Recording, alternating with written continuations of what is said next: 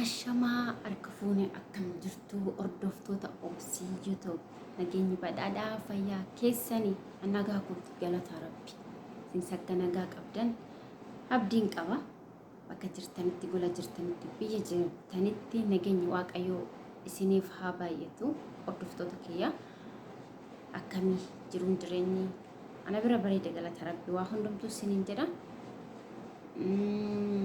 arraa video tokkoon qabadde isinii dhufe video sunii maaliin yoo jettanii namatu gaafii na gaafate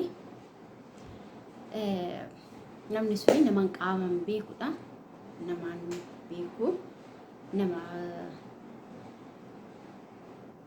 namaan beekudha jechuudha namni suni gaafii akkamiin na gaafate isinitti fakkaata tokkoffaas sinirraas deebiin barbaada deebii maal akkanaa barreessitanii deebii kanaaf komantii jalatti naa barreessitu yaada keessaniif jechuudha.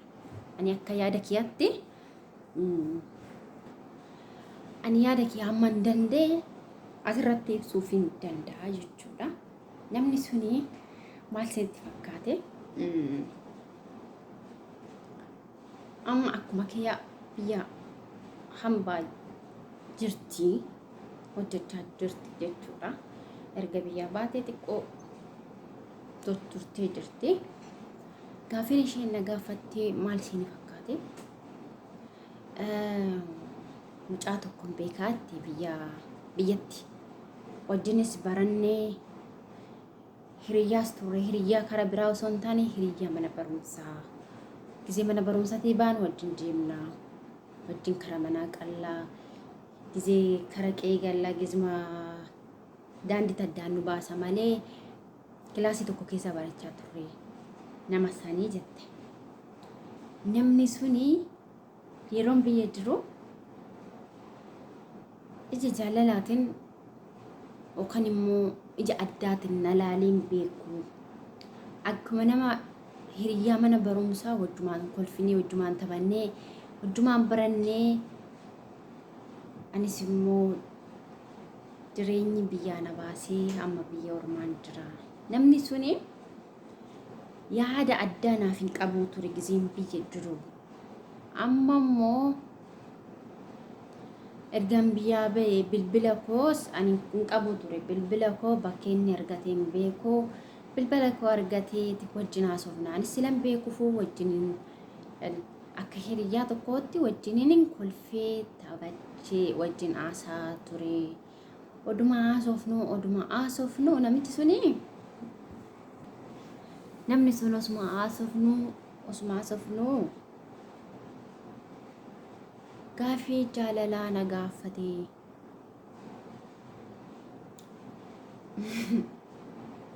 Gaafii jaalalaa na gaafate. Garuu giseen biyya jiru sanani nan jaalladhaa ture. Biyya keenyatti immoo akka aadaa Oromootitti dubartiin takka dhiira tokko si jaalladhe jettee gaafachuun safuudha sodaatamas akka aadaa Oromootitti wanta yaadatamne yaani wanta safuu fakkaatu jechuun nuti dubartoonni namni dubartiin takka yoo dhiira tokko jaallatte gaafachuudhaaf ni sodaatti baastee gaafachuu ni sodaatti jechuudha. Ani jaallachaan ture ginin immoo ija addaatiin ija jaalalaatiin yookaan immoo yaada adda naaf hin qabu ture giseen biyya jiru.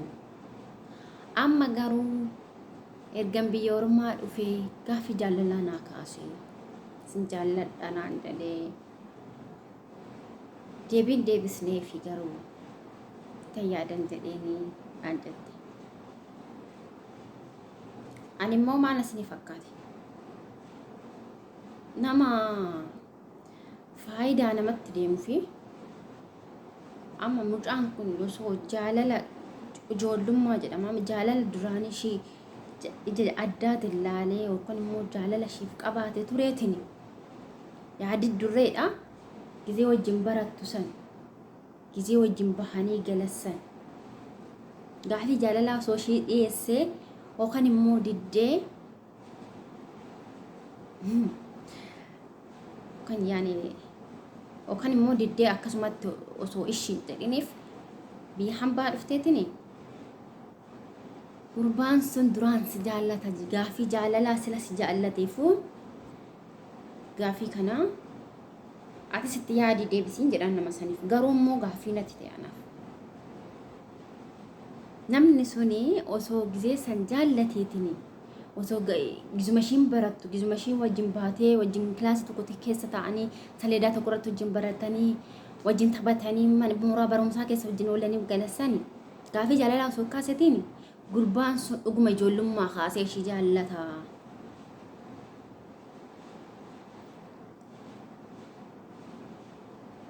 Gini immoo duraan osuma akkas ta'uu hiriyaa qabatee dhagee jette ishiin kana keessa hiriyaa qabatee dhagee hiriyaa ta'e maal goote jennaan addaan baane naan jedhe garuu immoo inamanneetti garuu silan jaalladhuufu gurbaa kana silan jaalladhuufu garaan koo maal jedhu inni gaafii akkanaa yoo naa kaasu garaan koo nanahee ani akka ka yaada kiyyaatti akka ishiin gaafii na gaafatte deebina ni deebisuufi gurbaa sun osoo jaalala duraan sii qabeetini osoo jaalala duraan sii qabaate gaafii jaalalaa gizuma wajjin barattu sasii kaasaa ture atirree ishii jettus ishii jechuu baattus jechuudha nama jaallatu namni nama jaallatu ijoollummaa irraa kaasee osoo si jaallateetini ijoollummaa irraa kaatee si jaallateetini gurbaa sun dhuguma jaalala dhugaa sii qabaa si jedha garuu immoo amma ati erga biyyaa baatee erga biyyaa baanii gaafii jaalala nama gaafachuu nanaafuu gaafiidha kun namni sun akkamitti ergaati biyyaa baate si jaallate gizee ati cinaa jirtu gizee ati bukkee teessee barattu gizee ati wajjin deemtu san gaafii jaalalaa kan siif hin kaafne arra maaltu galee gaafii jaalalaa siif kaasaa akka nama tokkotti kan deebisee ilaalu jechuudha. Namni sus si jaallate natti fakkaatu ani faayidaa waan nasitti deemu natti fakkaata akka kootti akka yaada kootti akka yaada kee hin beekani jechuun biddeen nama qobsu eelee irratti beekanidha. Oromoon ammaa kumiire nama jaallatu gurbaa sun jaalala duraanii jaalala si qabaatee yookaan immoo ati itti boontee ammas deebi'ee si gaafatee gurbaan kun dhuguma si jaallateedha. Hiriyaa hin qabaa addaan bahee siin jedhe addaan bahuusa saasani kuni wanta qabatamaa miti.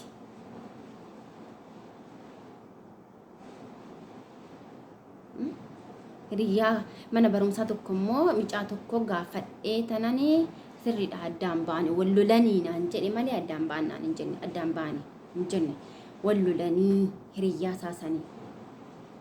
Hiriyaa saasuun immoo dura mana barumsaatti wajjin baratan intalattis isaan lachuu jechuudha.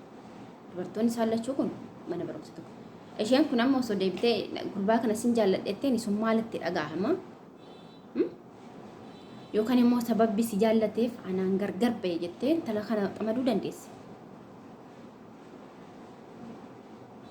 Yeroo hunda dubartoonni nama nu jaallatu dhiisnee nama nu jaallanne duukaa kan.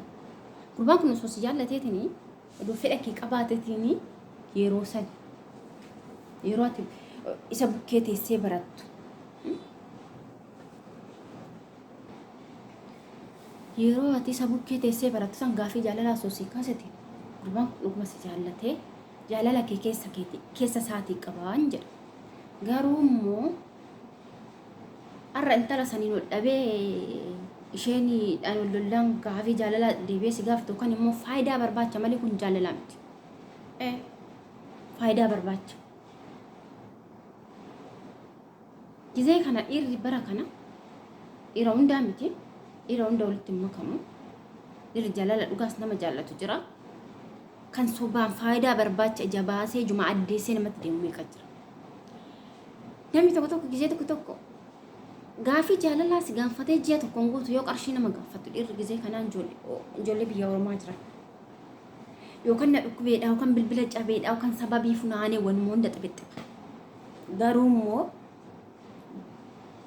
dhiirri jaalala dhugaan nama jaallatu gaafii birrii dhiisi galtu malee sin jedhesi waqqasa dhugaa rabbi naa galii bakka suuteenneeti waan hunduu hin naqqaba suuteennee dhufna naa galii akkaati jalaa nu bame akkaati jalaa hin nadhamne si yaada jechuudha namni waqti dhugaa si jaallatu namni immoo faayidaa barbaacha immoo faayidaa isaa san dursu achumatti si jajjabeessa biyya ormaatti jabaadhu guyyaa tokko hin darbitii sin jedha guyyaan sun akka yooma akka ta'e hin beeku hin darbite guyyaa tokko akka darbitu nus hin beekna sumaaf tattaafannas sumaaf biyyaa baanes guyyuma tokko nu darbitii laata inni namni biyya ormaatti nama gaffa'u namni biyya ormaatti si molaarii si ta'u jajjabee nama jajjabee sun hin oolu bar garuu immoo biyya ormaatti nama dhiibuun irri si dhiibu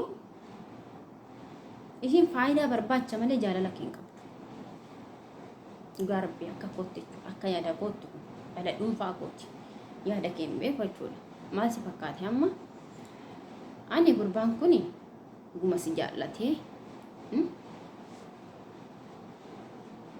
si barbaacha dhufe hin jedhu faayidaa barbaacha malee osoo si jaallateeti gizeeti cinaa teessee barattee wajjin ooltee galtu sanii gaafii jaalala sii kaasaa ture osoo jaalala kee qabaatee deemi osoo jaalala kee san sii qabaatee si gaafataa ture dursee intala sas sila jaallateef intala sas sila addaan baheef immoo amma sitti garagale jechuudha hin ta'u waan akkana waan hin taanedha hireen harka rabbii harka jirtidhaan hireen kee harka rabbii harka jira obsi hin jarjarin yaabbileetti wanta sitti mukanadha akka yaada kootitti jechuudha wanti jarjaran tun hin taatu yookaan immoo gurbaan kun intala kanaa walitti deebi'ee yookaan immoo si attaallaluu danda'a yeroo kana hiriyyaan waliit irree dhugaa waliif hin himtu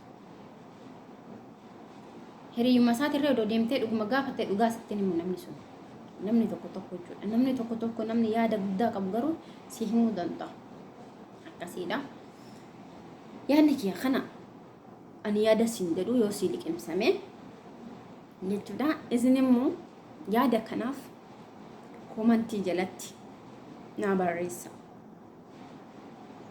yaada qabdan jechuudha viidiyoo kana amma dhumaa dhaggeeffadhaa ta'u yaada kanaaf komantii jalatti mee maal siin akka maal jettan naaf barreessaa isiniin jedha dheeressuun barbaadu na akkasiidha yaadni kiyya kana fakkaata akkasa isiniin jedha daawwattoota kiyyaa warroonni immoo viidiyoo kiyyaaf haaraa taatan subscribe godhaa warroonni kun immoo like komantii barreessaa share naa godhaa na jajjabeessa na cinaa dhaabbadhaa isiniin jedha isiniin jaalladhaa fayyaa ta'aa horaa bulaa ciao